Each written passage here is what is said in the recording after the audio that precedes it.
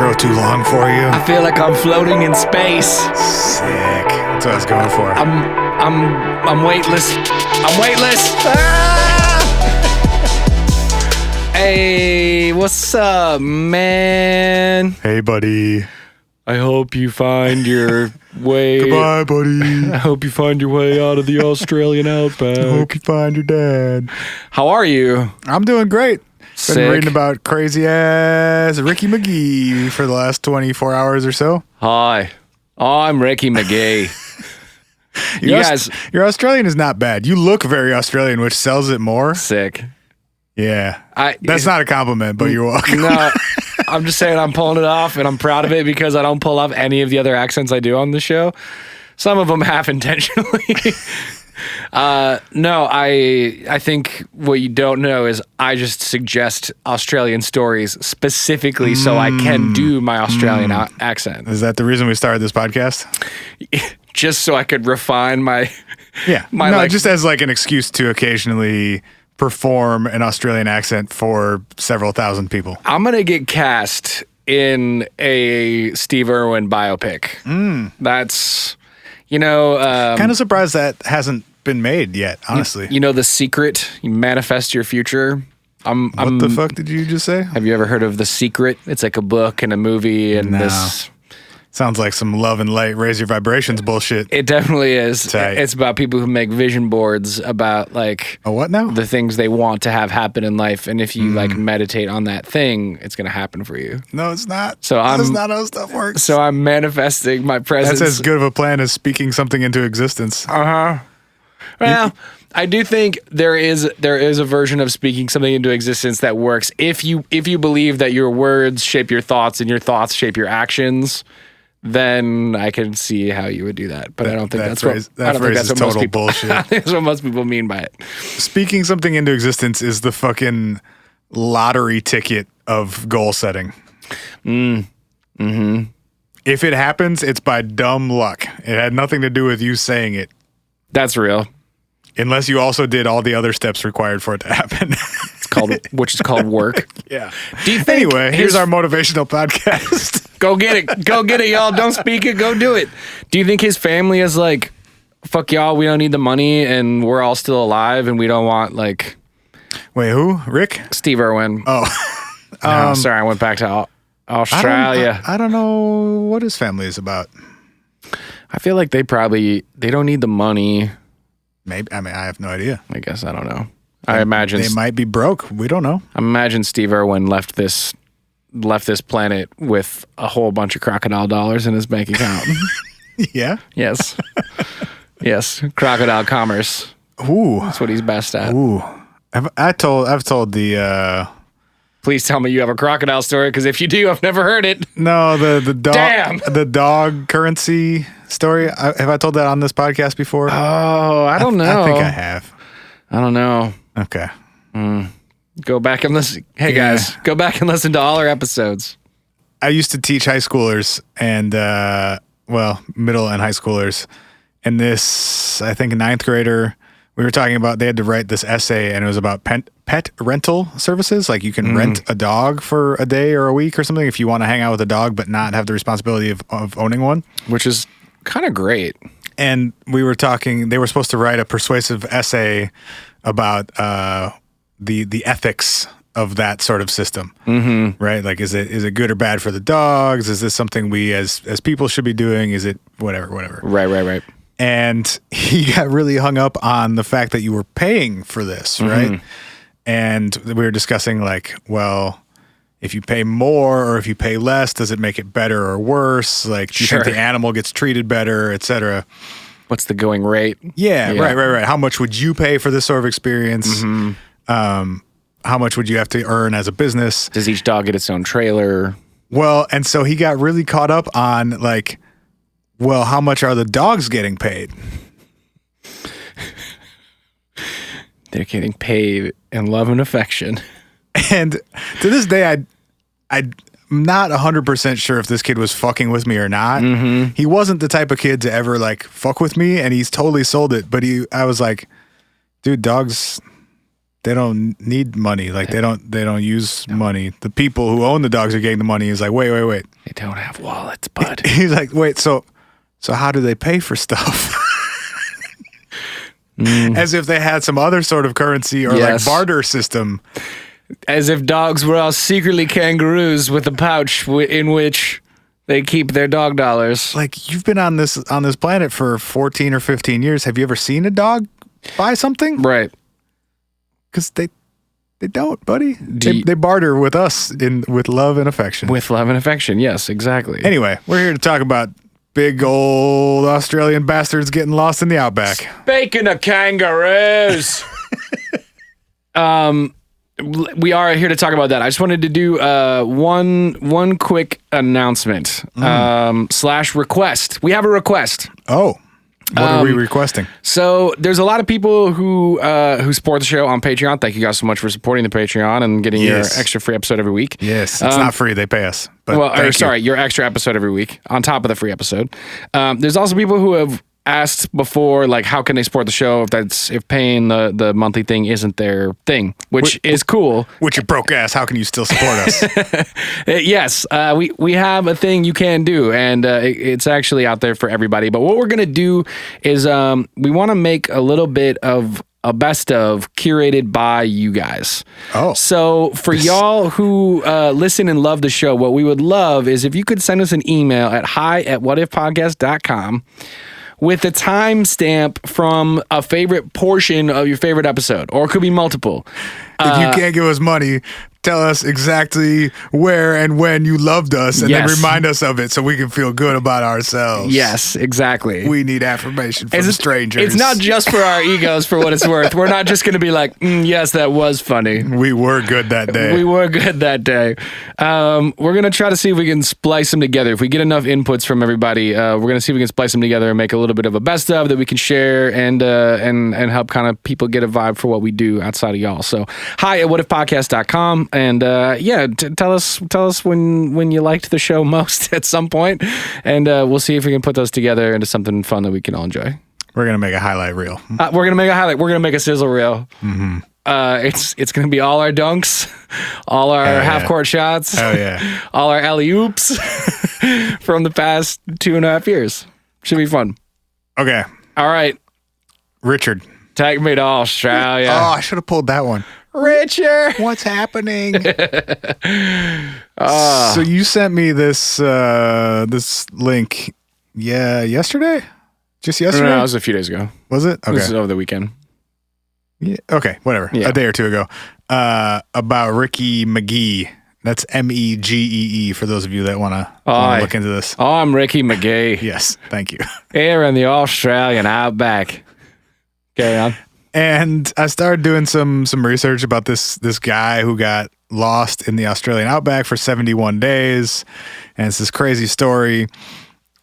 And in one of the articles I was reading, it referenced his book. Mm-hmm. In his book, Ricky says, blah, blah, blah happened. I was like, well, now I need to find Ricky's book. Take me there! So yesterday afternoon, I went on the Amazon Kindle store and found Ricky's sort of autobiography. Okay. It focuses mostly on the time he got lost in the Australian Outback for 71 days. I would imagine. But he does a quick before and after as well. So it's sort of like an autobiography. And between yesterday afternoon and this afternoon, I read that whole damn thing because, boy, is it a wild motherfucker of a book. I am very proud of you. You read a book in like one day. Well, I haven't done that in a really long time. A lot of the day, I have to like sort of make sure that this little animal doesn't destroy my house. Sure. But he also sleeps a lot. So it's like follow him around, wait for him to fall asleep. Mm-hmm. Good thing to do during that time is to read a book about a wild motherfucker named Ricky. So I'm going to go through his version of events. Yes. You've done a different type of research about this story and about Ricky.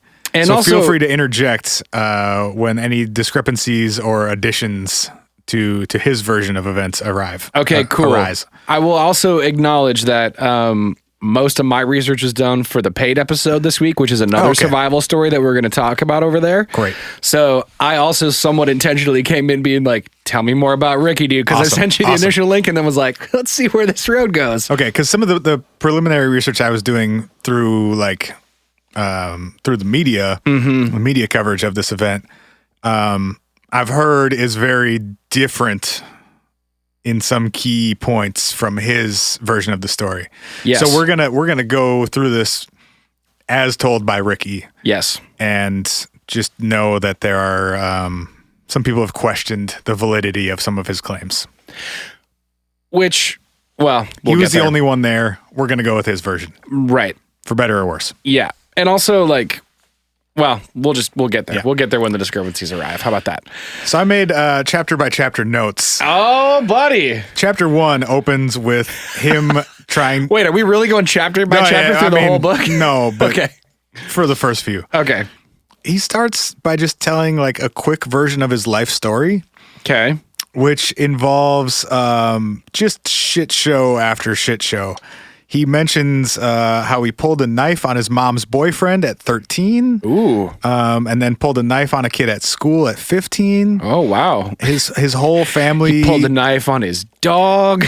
Basically, he was an angry little dude. His whole family was drunks. His dad killed himself. Ooh. And he dropped out of school and started working full-time at 16. Okay. That's chapter 1 of his book about how he got lost in the Outback. Jesus. Ricky. Chapter 2, he gets married. Wait, sorry, really quick. That's not a knife.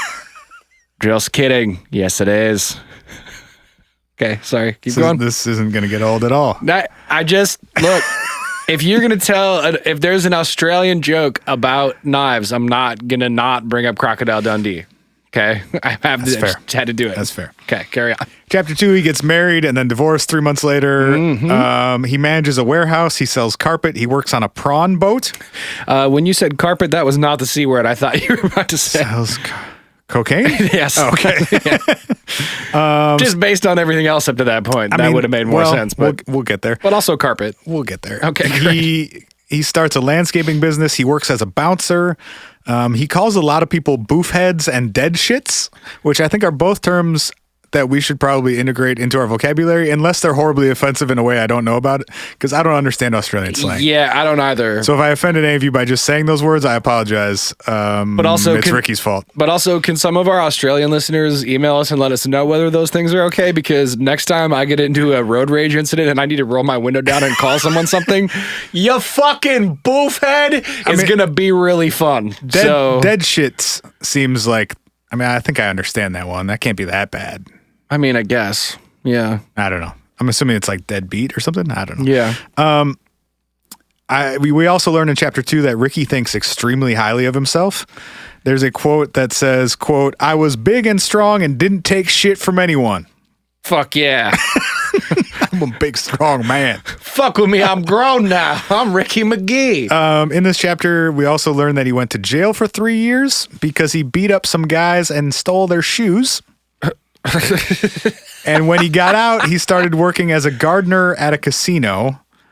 And then he moved several times to avoid some trouble that came along with his, quote, 99% legal work that he was doing.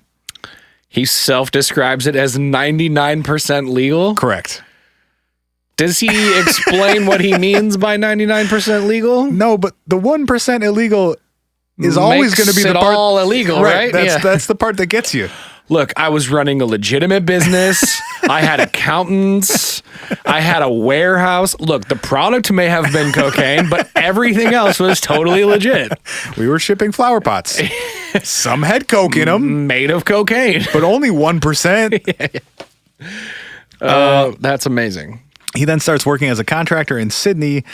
And while building a balcony, this is actually relevant to the rest of the story. This is the first time we get something relevant. Well, actually, really quickly, I would argue that if that's the lifestyle you've lived, that's true. It makes a little bit more sense to me that you survived for 71 fucking days in the Australian Outback. It also has a lot to do with why people were questioning the validity of some of his claims after the fact. Because he's a bit of an unsavory character. Correct. And had multiple run-ins with the police and needed to then later deal with the police So I guess some of it's relevant.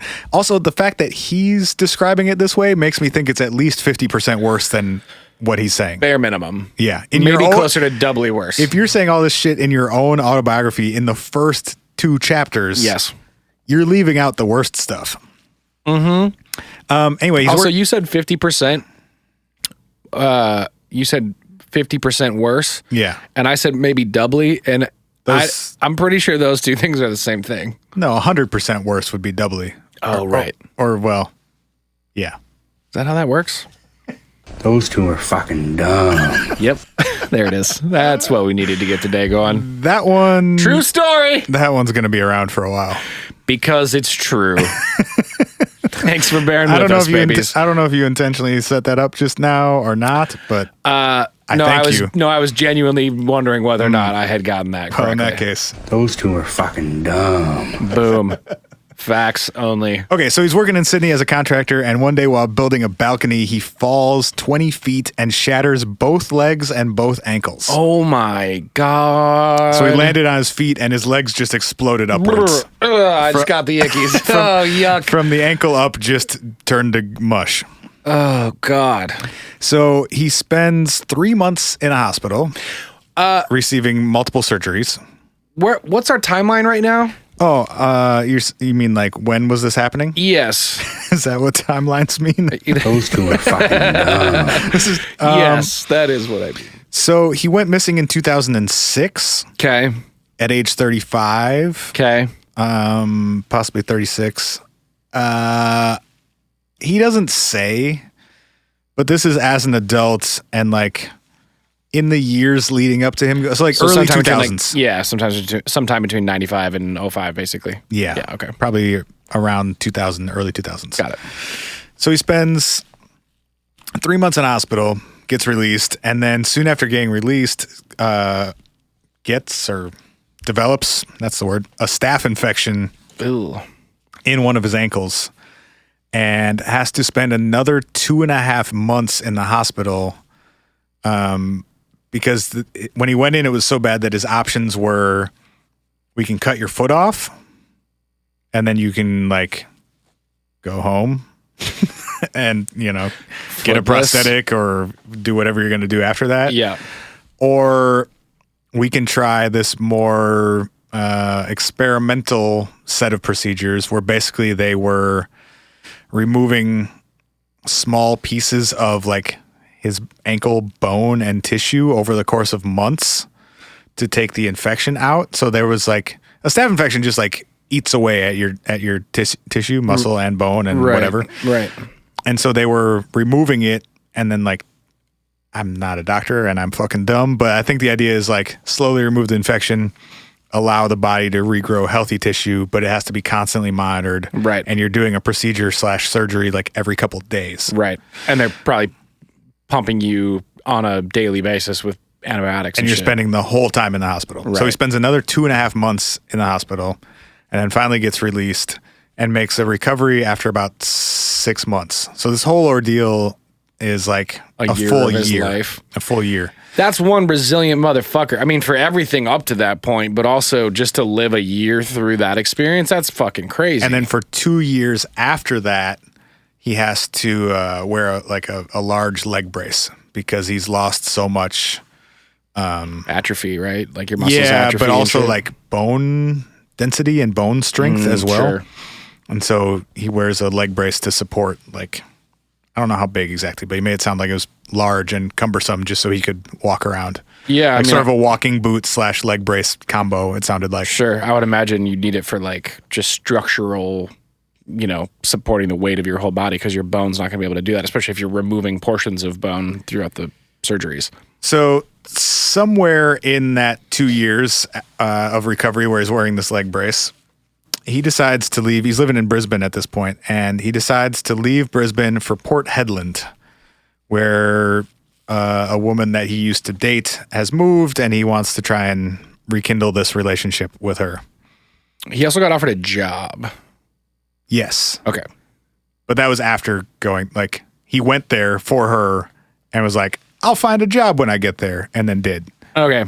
So this will be our first discrepancy. Oh, okay. Is they say that he was moving. He had received the job, and that was part of his. I think the version I saw was knew her out there, started looking for work in the area, got offered the job, and was heading to go start that job in the area. Sure. Not a big discrepancy, but it's one of a handful that happened throughout this story. It also makes sense because he tells the story of him getting that job is just like, I heard some place was hiring and they were paying a bunch of money, and I walked in there and they're like, well, they have to give me the job because I'm so great, and they offered it to me on the spot.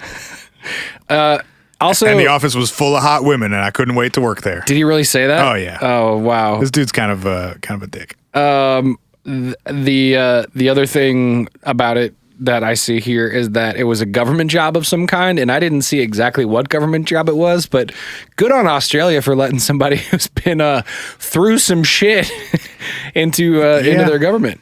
I mean, I don't know how their criminal justice system works, but honestly, Man paid his dues. Let him ride. 3 years for fighting and taking a pair of shoes seems like a lot. And like a thing that probably wouldn't be a felony here in the States. Like that wouldn't prevent you from working in the future here. I mean, I guess it would depend. You get in like a fight outside a bar and no one's like seriously hurt. But maybe he had a weapon of some kind. Also, his version may not be totally accurate based on. I just hit him. / maybe it was the 37th person I pulled a knife on. Right. Yeah. So what's important in this Brisbane to Port Hedland move is that it's 3,000 miles across Australia. It's 3,000 miles? According to Google, it is a 57-hour drive. That's Brisbane is on the far east coast of Australia, and Port Hedland is on the northwest coast. Isn't that almost exactly the equivalent of driving from like New York to Los Angeles? I think it's probably more, honestly. New York to LA is not, I doubt it's 57 hours. Yeah, I'm going to Google it right now. It might be 3,000 miles, but I bet time-wise it's less. Anyway, while you're looking that up, he bought himself a 2001 Mitsubishi Challenger and decided to make the drive. By himself, I believe. Bold move, Cotton. Let's see how it plays out. It's 2,800 miles in 41 hours from New York to LA. So this is more than driving from New York to LA. And also, like, you're driving through nothing for good chunks of that. If you're driving New York to LA in the States, like, you can at least plan most of it out so you're on major freeways and going by cities for a lot of it. Maybe not in, like, the Southwest for a while. But, I mean, you're talking at a max, you're going like an hour without seeing stuff. He's driving literally dirt roads at times. Bro, absolutely not. Also, if you're up and moving to another place and you're going to buy a car, can you just buy like a $300 plane ticket and then buy the car when you get there? He could have, yes. He did not. Ricky! He describes loading up his car essentially with a cooler and drinking rum and cokes for most of the drive. Yep. Wow. Wow. So he makes it to Port Hedland, and then after being there and, according to him, securing this job, he decides to drive his friend's son down to Adelaide, which is like in the south central-ish part of Australia. Just in the middle of this process? Yeah. All right. So, like, he's got a buddy whose son needs to go to Adelaide. It's 40 fucking hours. So he gets there, spends a couple of days in Port Hedland, and then decides to make another 40-hour drive in one direction to drop his friend's kid off. Why did you do that, Ricky? We don't know. That's kind of ridiculous. He spends a few days in Adelaide, basically partying, and then heads back to Port Hedland because he's got to start this new job. Okay. On the way, he decides to take some like straight up goat track, dirt ass back roads because he thinks it's shorter / more direct. It's a 41-hour drive from Adelaide to Port Hedland. One way. So he's driven 57 hours across the country, 40 hours, and then another 40. Granted, not like all at once, but in the course of a month, a couple weeks, he's doing all this in a car that he just bought. Bold move, Cotton. Let's see how it plays out. On the way back from Adelaide to Port Hedland to start this new job, he's taking dirt back roads and camping along the way because there is nowhere to stay for some of this. And he's just slamming rum and cokes while he's driving. He must have gone through a fucking case of rum at this point. So he talks about cans. I guess maybe that's a thing you can get in Australia, is like a canned pre-mixed rum and coke. Sick. I guess. Like we have those Budweiser margarita shits. Yeah. Or like the White Claw things. God bless countries with cooler liquor laws than the United States. But so in the U.S., aren't those things, they're not actually like liquor, right? Isn't it like malt liquor? It's, yeah. Like usually, there's not tequila in that Budweiser No, shit, it's malted right? beverage. Yeah, and White Claw is the same thing? Yes. You can't sell liquor in a can? Well, I think Liquor's not allowed to touch aluminum in the United States for some reason. You could probably sell liquor in a can, but I think it would just be liquor in the can. I've never seen it. Also, that seems reckless. Just crack a 12-ounce can of tequila. I mean, you shouldn't face it, but Well, I guess that's what you're implying. you also Someone shouldn't would drive do 57 hours across the Outback. while drinking. That's the end of chapter 3. Chapter 4, he decides along the way on these dirt back roads that he's going to pick up 3 hitchhikers. This guy is not. It's not all there, man. It's fucking not all there. One of the hitchhikers, the 3 guys don't really speak English, and so they're just kind of like hanging out in the car together. And they communicate where they need to go. He's going that way, whatever. Somewhere along the drive, he asks the guy sitting in the back to pass him another rum and coke from the cooler. It's kind of fucking dry, Ricky. Have you anything to drink? Yes, And, he's had a lot to drink. He believes at this point that the hitchhiker he has picked up drugs the drink that he hands him. This is, I think, where stories may deviate again from what I've heard, but this is Ricky's version. Well, one of the versions didn't even have him picking up anyone at all. Okay. So one of the versions we have is that his car broke down. Right. Well, that in the middle of nowhere. That also happened in his version, just after some other shit. Yeah. So we'll keep going with his version. Guy in the back seat drugs his drink, drives for a little while, realizes that he's fucked up, and wakes up what he thinks is a couple hours later in the passenger seat of his car, and it's parked on the side of the road. And he says, quote, "I've taken my fair share of drugs in the past, but nothing compared to this." Okay. Based on how he felt when he came to. He jumps back in the driver's seat and tries to drive away, not realizing that one of the other guys is still in the back seat. Oh, dang. So now he's driving down this like dirt road, still super fucked up from whatever combination of liquor and drugs is rattling around in his head. Mm-hmm. And now there's a guy in the back seat trying to choke him out.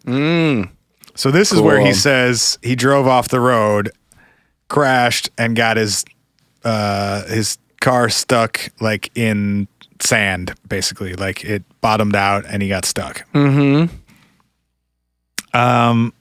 He says he spends he estimates 2 days drifting in and out of consciousness, and recalls the 3 guys that he picked up hitchhiking, plus a couple other people coming and going, and he's in some like unfamiliar outback location. Yeah. On the 3rd day, he wakes up in a hole in the ground covered with a tarp. All of his belongings, including his boots and his leg brace that he was still wearing at the time, are gone. The only things he has are the shorts he was wearing, t-shirt he was wearing, and $12 in his pocket, which seems odd considering that they took everything else? Yes. Why not take his cash? Actually, he says it's exactly $12.32. Okay. So you would think if you're getting robbed for everything you own, including your leg brace, you would take the cash in your pocket. You would think, yes. But apparently not. He has no idea where he is. Nothing looks familiar. His car, nor any of the locations where he had been when he was drifting in and out are within view. He's in the middle of the fucking outback. Right. Climbs up a tree to try and see like where he is or if he can recognize anything, figure it out, and he can't. And he says, quote, "The only thing in my favor at this point was the fact that I was Ricky Megee. I was alive, and I knew I could survive more than most." Fuck with me, I'm grown now. I'm Ricky Megee, and I don't take shit from anybody. This is the part of the book where he starts referring to himself in third person. Also, there's a distinct tonal shift in his writing when he wakes up in the hole with the tarp. You know, this sounds crazy, but there might be an element of this where he's actually maybe done some disassociation from a relatively traumatic experience in his life and looks at it a little bit more as like an externalized situation that happened to someone. Yeah. I mean, maybe not, but we can give him the benefit of the doubt, I guess. It comes across more like for dramatic effect. Sure. Or it seems like maybe he wrote this at a time where those Chuck Norris like bits were really popular. Yeah. And he was like, you know what? I'm going to write a book. And instead of people saying Chuck Norris did all this wild shit, they're going to say Ricky Megee did all this wild shit. I'm Ricky Megee. You gotta at least say something more. And I've uppercutted every kangaroo from this side of Australia to the other. Yeah, exactly. I'll sucker punch any jaguar that comes near me. I'm Ricky They Megee. have jaguars in the outback? I don't fucking know, man. I doubt it. Dangerous shit. Whatever. So he just starts walking. He's got no boots. I jump rope with snakes. I'm Ricky Megee. Too? Like double dutch? I tied 2 snakes' heads together and then jump rope with a longer jump rope. That's actually a great plan because I was going to say, Ricky Megee. if you're doing double dutch, somebody has to have the head side. Right, you got to hold and their that's head. way Yeah, worse. no, you got to tie their heads together first. Yeah. And then they'll also it whips probably against die. the ground. Right. So you're good. That's awful. Plus, you need more people to double dutch with. Right. I guess if he had enough people to double dutch, he wouldn't be in quite as rough shape. Hey, you just carjacked me. Could you please help me double dutch with these snakes? Okay. Let's take a really quick break and do our shout outs. It's time for shout outs. Do we got some good ones, bud? Bro, we got shout outs on shout outs on shout outs.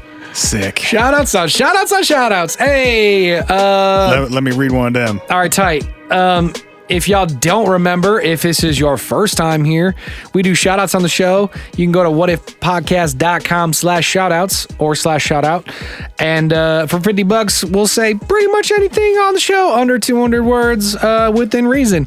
So if you want to congratulate someone, if you want to send out a goofy message, a few weeks ago, we had somebody advertise their favorite canceled television show from like 9 years ago. Hell yeah. Do that.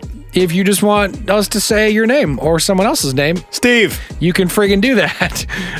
Steve that was a free one. Steve is it's a free one for all you Steves all out you there. Steves out there. That's what it would sound like. You though. got your love on. So we got 2 more shout outs this week. From this week, we have one from Corey in Brooklyn. Corey says, "The ghost in the basement says happy birthday to Ryan." You? But it's not me. Okay. And then Corey follows that up with a minute ago. It was. It could have been. It was close. Corey says, "Hey guys, I wanted to get my brother a shout out for his birthday, which was on March 15th. We're pretty close."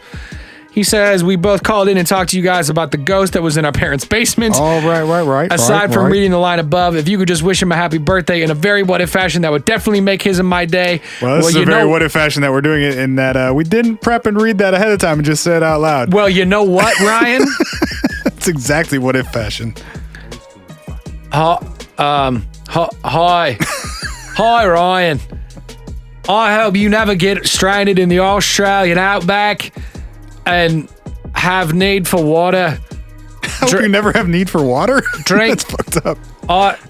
Have a beer instead of water for your birthday this year, if that's your kind of thing, Ryan. All right. Happy birthday. All right. Ryan. All right. Ryan. Stop. Let me get that other one. All right, bet. You know what's funny, though? I definitely left you with the harder one. Okay, tight. All right. Okay. Hey, go. Yeah. No, that's fun. I was gonna warn you, but now you don't get a warning.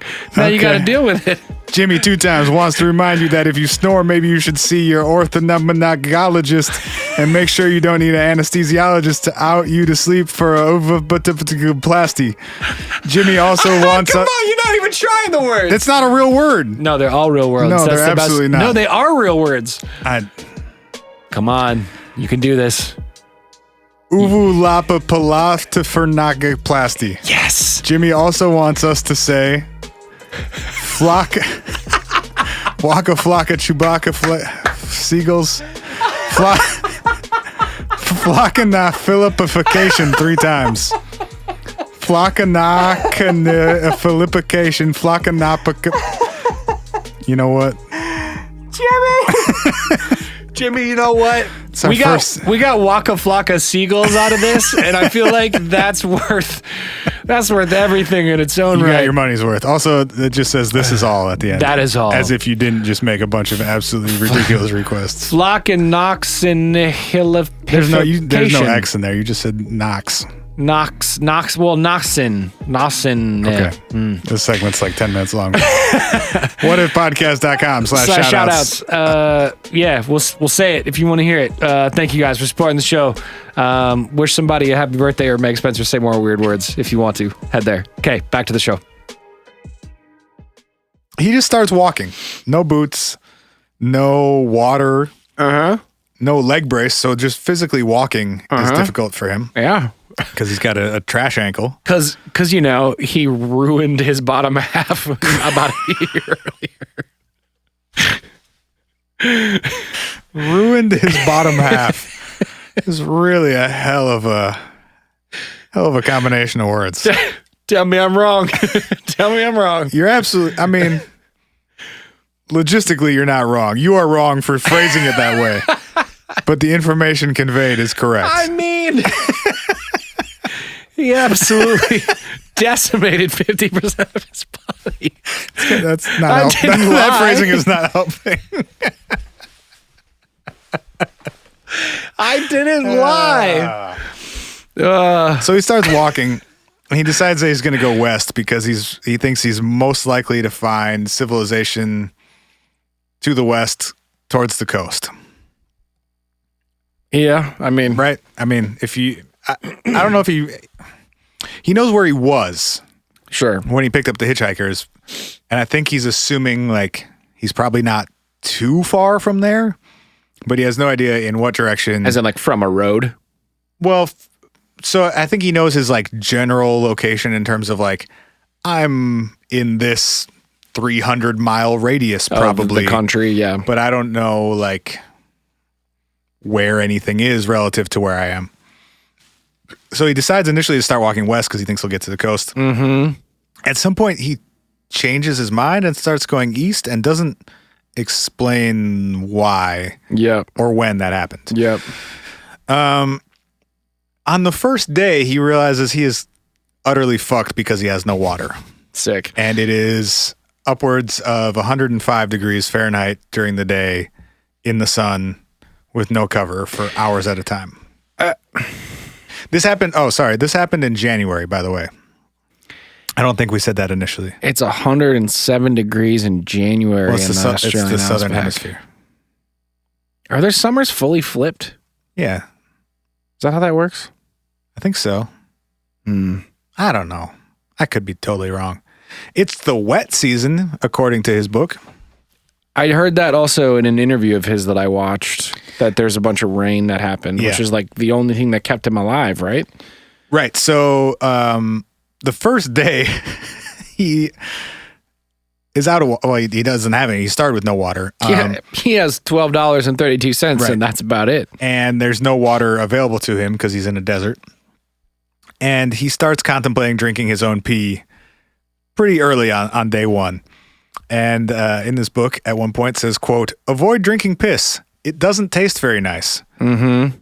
And then goes on to say, "This is it then, Rico. Take your shorts off, peel off your undies, and empty your bladder into them if you want to live to see tomorrow."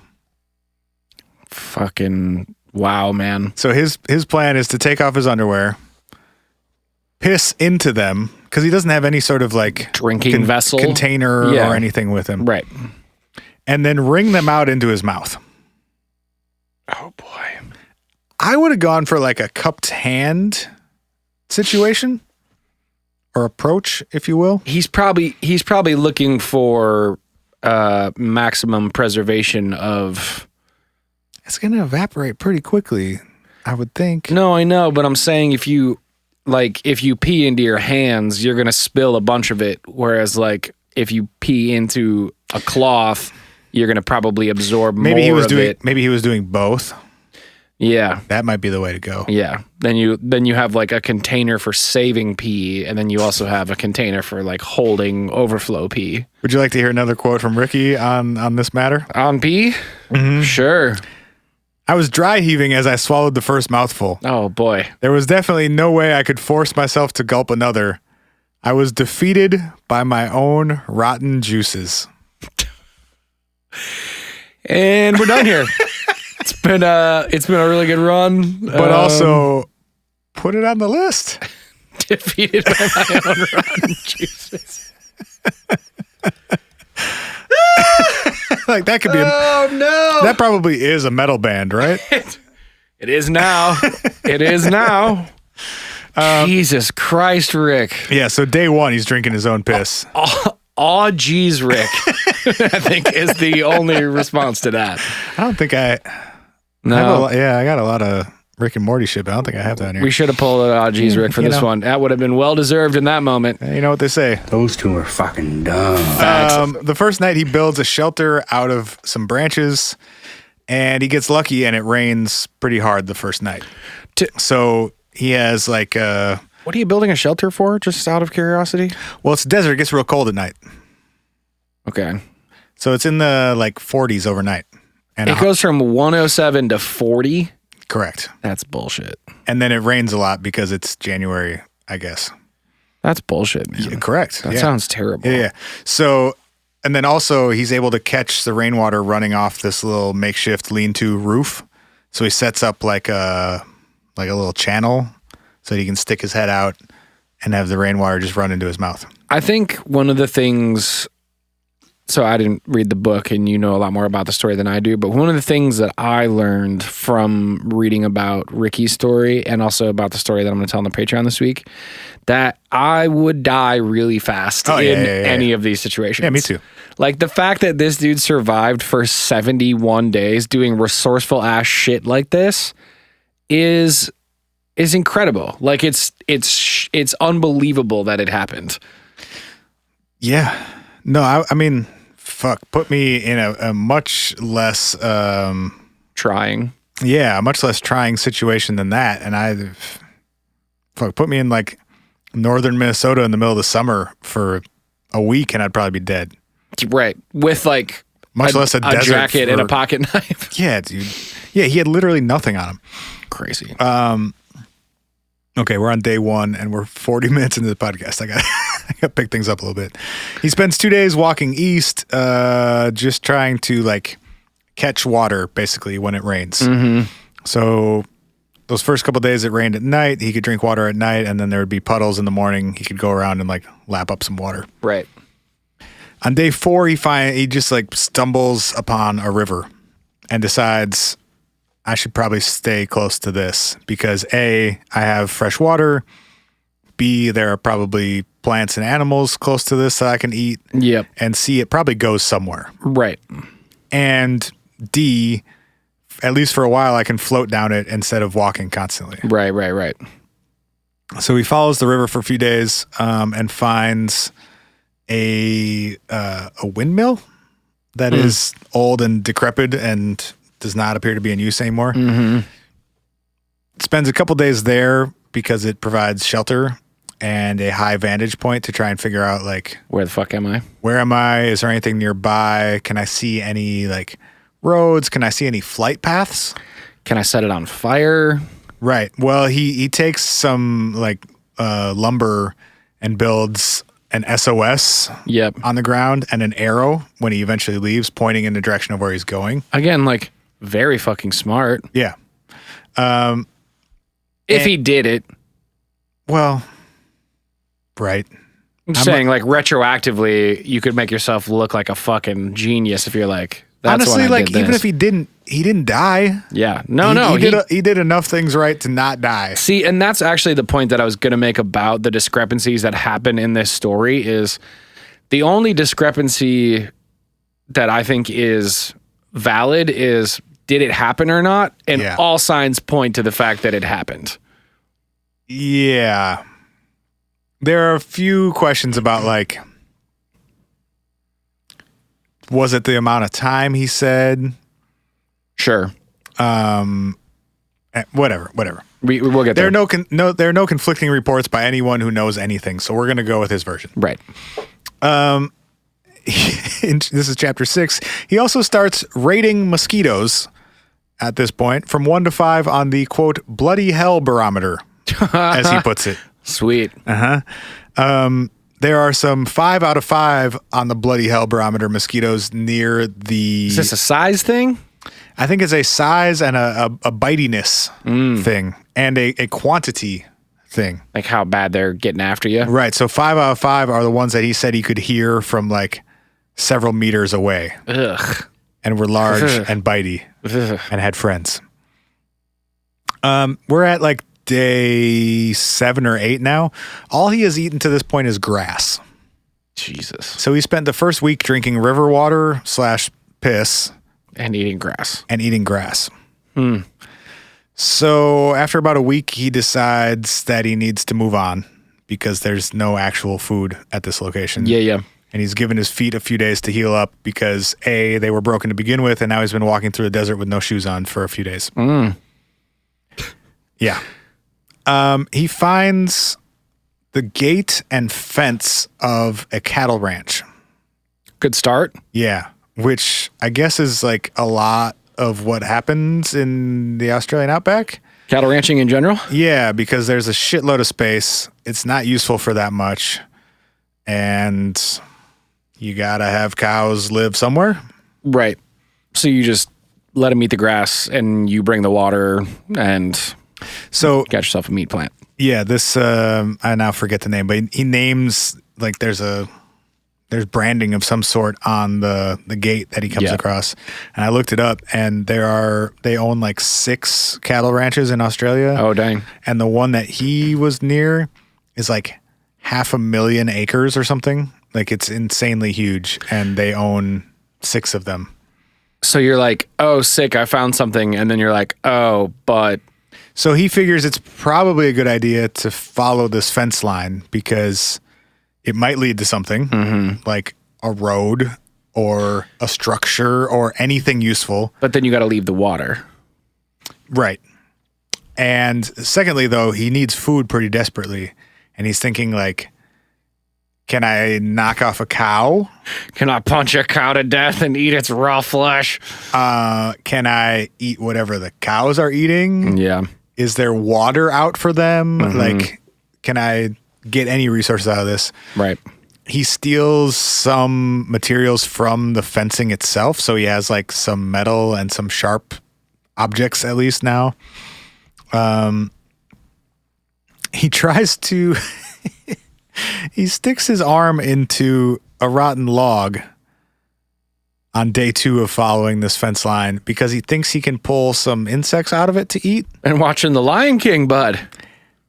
Reaches in and gets stung by a venomous centipede, which is, of course, a thing that exists in Australia. Of course it is. His hand, arm, and eventually the entire left side of his body swell up, and he spends that night walking in, like, a total stupor in directions unknown. Hi, I'm Ricky Megee, and I'm drunk again for the first time in 12 days. He said he walked through several fences because it's also like you're in... I'm fucking Superman.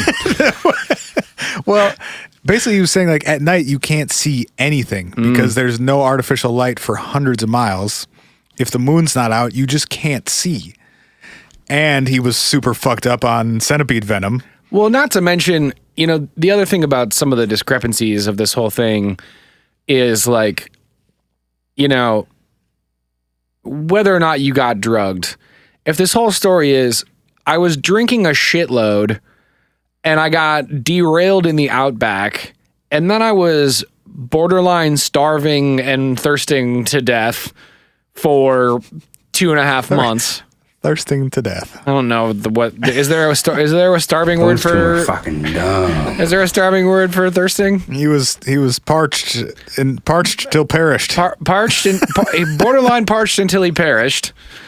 Like, you're probably not at your highest mental capacity, right? No, you're absolutely not. You're not forming your memories well. You're not thinking all that clearly. Then you're chock full of rotten centipede juices. Yeah, and like, you know, if some things are a little fuzzy during that 2-month-long period of time that you're just fucking like stumbling through the Outback in 107-degree temperatures. One of the articles I found said he basically just passed out every other hour from heat exhaustion during the day because he was trying to like make progress while he could still see, but at the same time it was 107 fucking and he degrees. had no food or water for long periods of time. Right, so he would walk for a mile and just fucking pass out, and he'd wake up an hour later and be like, "Oh, guess I went down on that one. Gonna keep going." He lost 120 pounds. Yeah, in 71 days. yeah, That's nearly 2 pounds a day. yeah. You're just. That's insane. And he's lucky that he was a big motherfucker when he started. I was actually gonna say, if he had been in better shape, he probably would have died because he wouldn't have had any fat reserves to live off. Yeah, I guess I don't know if he was like fat, but he weighed 220-ish when he started. And when they found him, he weighed like 100 pounds. The photos of him when they found him are like kind of hard to look at. Yeah. They're pretty intense. He was skin and bones. So on that note, we're now on day 10, and he still has not eaten any food that isn't grass. Don't worry, guys. We are not going day by day all the way to day 71. No. And now he's lost again because he spent, 10 hours wandering in a stupor. Right. He knows he like ran into / maybe crossed a few fences, but he doesn't know which ones or where or what side of them he ended up on. Or how to get back to him. Right. So he finds another fence that he thinks might be the one he was following before and starts following it again, eating whatever vegetation and lizards he can find along the way. He starts eating raw lizards. Lizard. In one of the interviews I found, he said he killed a lizard was running by him. He hit it with a rock or like threw a rock at it and killed it. See, he's going for that Chuck Norris thing, man. I swear. He jammed a stick through it, and he said he like stuck it in the ground and let the sun basically like dry it out or like cook it. He built a sun-powered stovetop later. We'll get there. Amazing. So he's following this fence line again, and eventually it leads him to a dam, which, as far as I can surmise, is like a pond. Yeah, so it's like a runoff pond that when it rains fills up and then stuff grows there and animals come by to drink the water. I would imagine pretty good for cattle ranching. Yeah, he calls ponds dams, and he calls, I think what we would call like a lean-to, humpies. Awesome. Mm-hmm. Awesome. If any Australians can confirm for me, I believe a humpy is the Australian equivalent of the American lean-to. We should have had an Australian on dial so we could be like, yeah. What's a dead shit? The emails What's will be. A humpy? I'm going to not say. The terms for people, I'm just going to avoid saying. All right.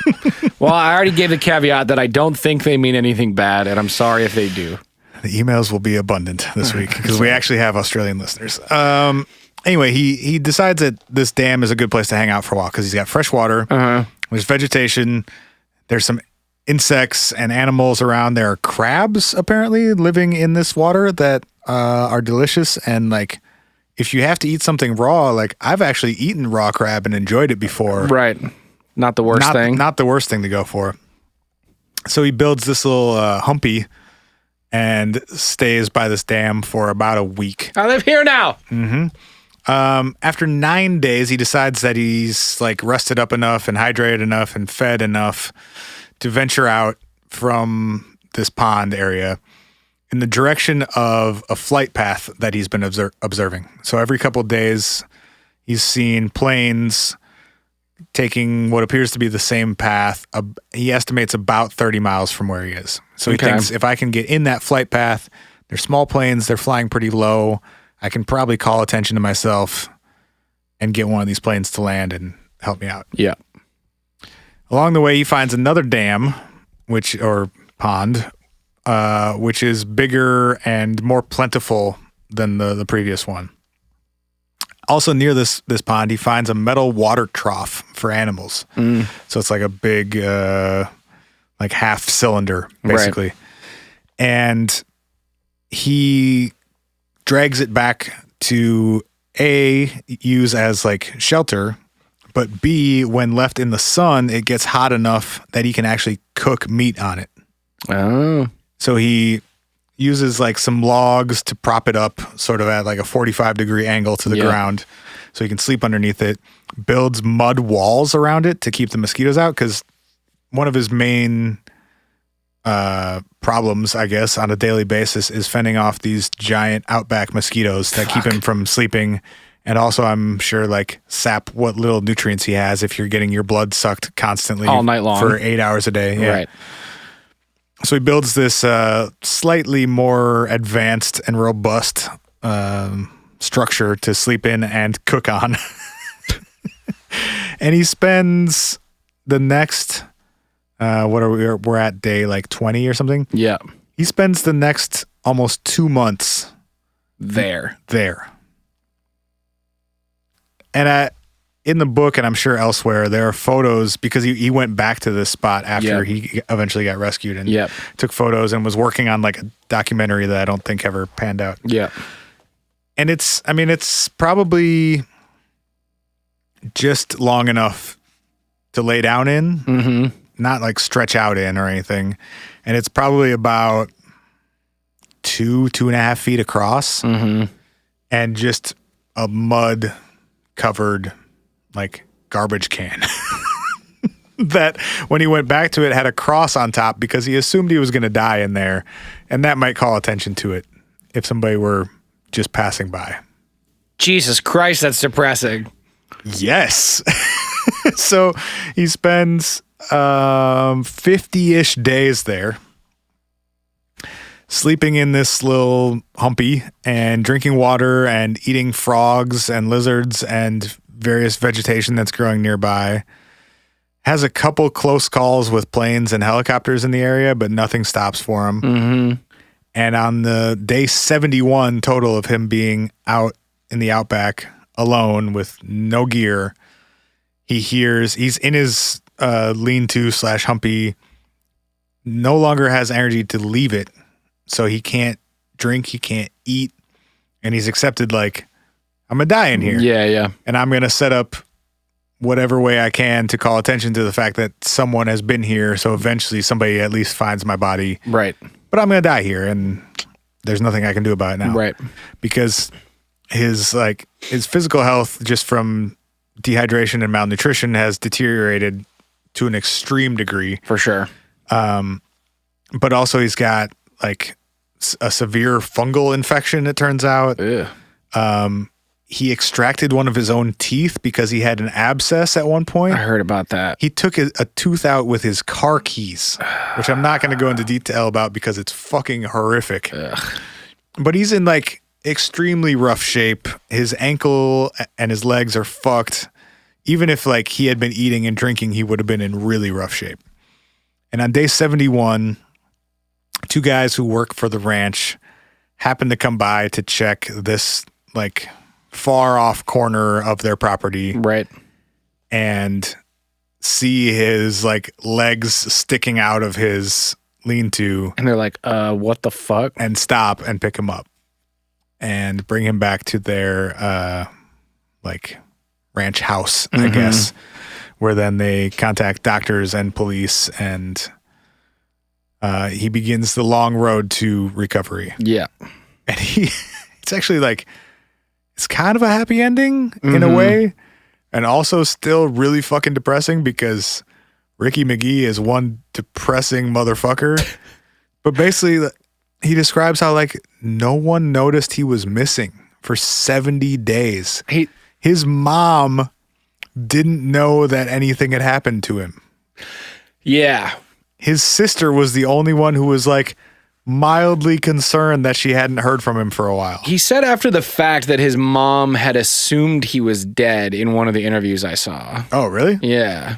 Because he describes it very differently in the book. Interesting. He said that like they didn't have the best relationship, and it wasn't that weird for them to not talk for a couple months. Maybe it wasn't that explicit then. Okay, well, and I guess that's like, there are definitely, like, I have friends who don't talk to their parents for a couple months at a time. Yeah. So it might make sense if he's like, all right, I'm going to this new city to start this new job. She's like, all right, see you when I see you. Yeah.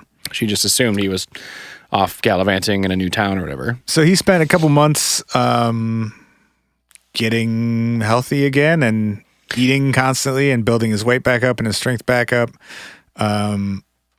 He remarkably was in like pretty good health, considering like his vital organs, even like his liver function and everything were pretty healthy, considering he basically was just super malnourished and super dehydrated, and he had a nasty like fungal skin infection.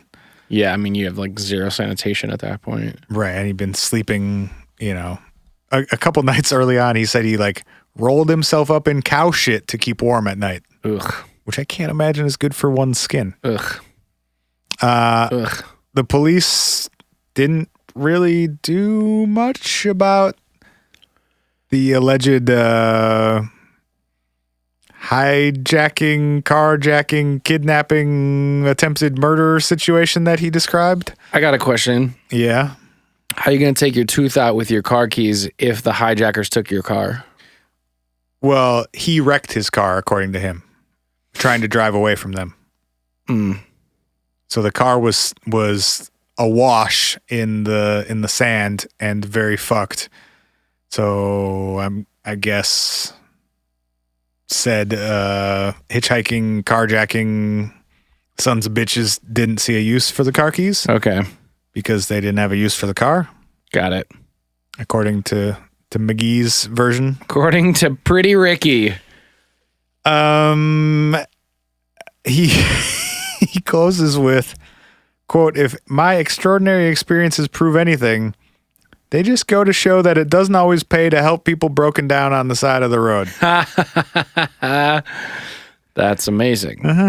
In his interview, he says something similar, that he's like, originally you'd think that I'd be pretty jaded by that experience. And he said it for a little while I was, but now he said, I feel like I want to help people even more because I like I owe it to the world to contribute to it because I got saved from like such a fucking awful experience. Yeah. He mentions God quite a bit during the book too. Okay. Just in a sense of like, I asked for stuff and then it happened, and like I was kept alive when I felt like I probably shouldn't have been, and Interesting. felt like somebody was looking out for me. He also, on a more paranormal tip, describes one of his ex-girlfriends appearing to him multiple times throughout. Oh, wow. When he was like down and out and thought he was done for, she would appear and like talk to him and tell him to keep going and like encourage him. That's interesting. Which, could be explained by a whole bunch of things, mostly like him being delirious and lost. But, right. Sunstroke on day after day after day. Right.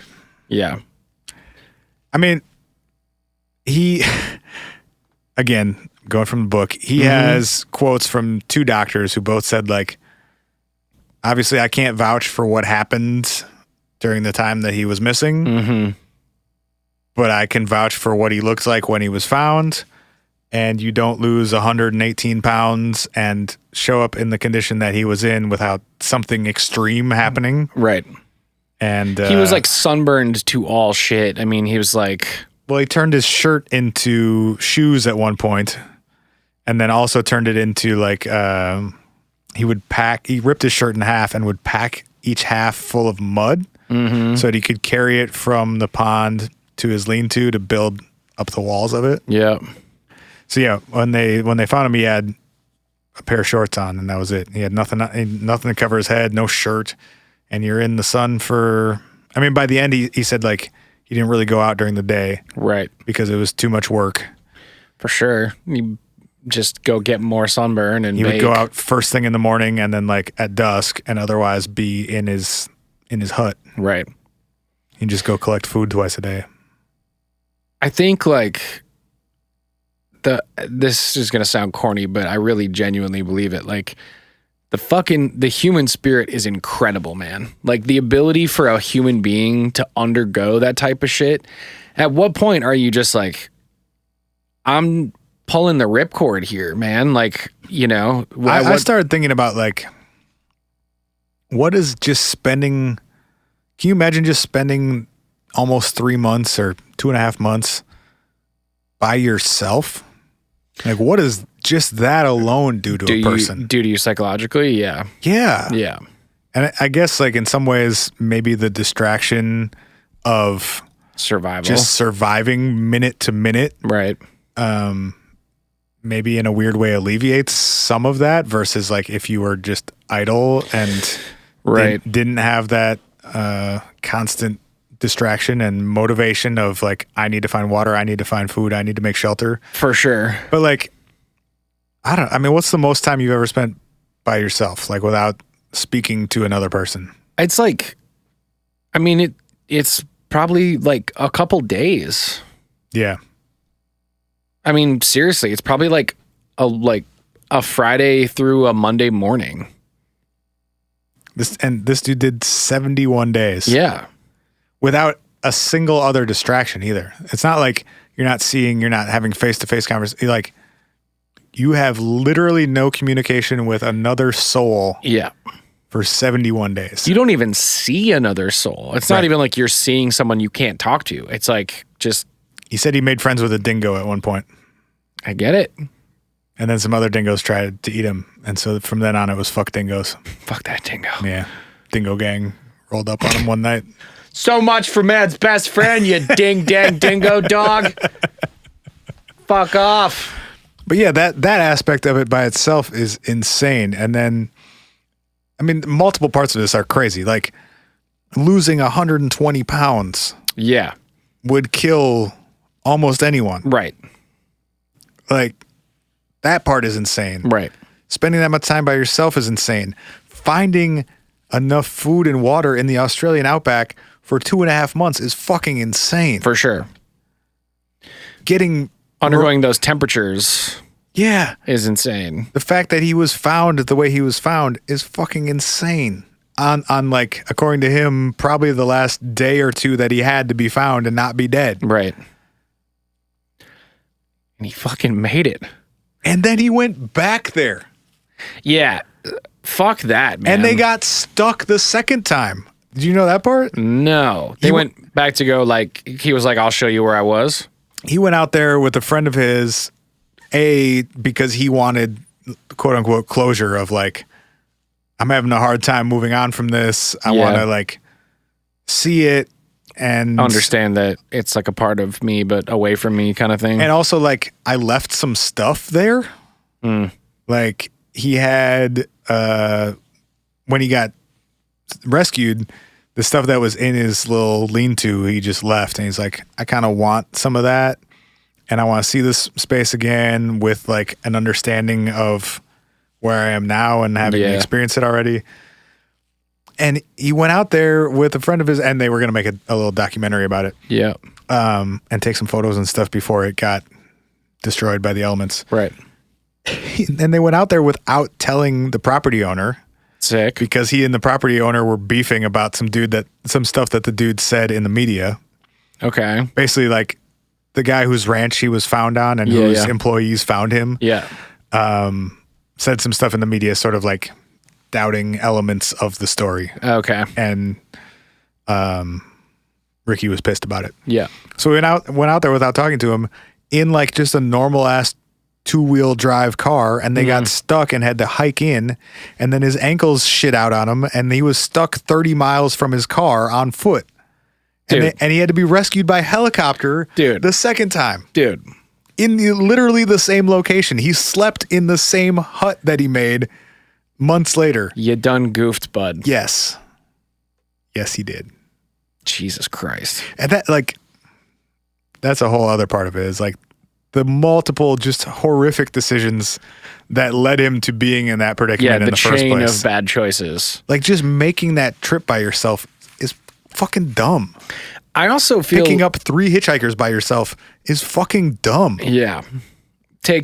not telling anyone where you were going and when you were going to be there is pretty fucking dumb. Yes.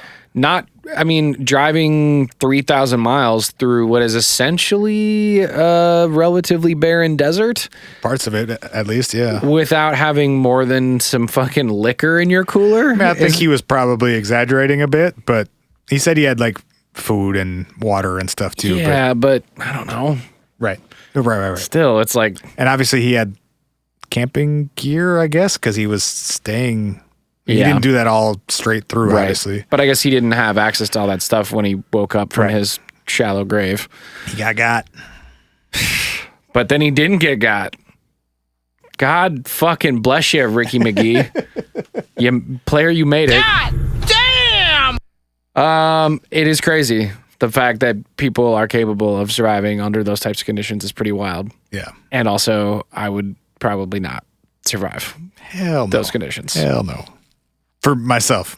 But I mean, also you. Yeah. Neither of us would last. I mean, at the point where I had to drink my own undie juice, I think I'd be out of there. You'd be like, well... Had a pretty good run. End of the road! We out of here! All right, y'all. Don't forget, send us an email with your favorite bits from the show over the years. hi@whatifpodcast.com. We'd love to see what y'all think.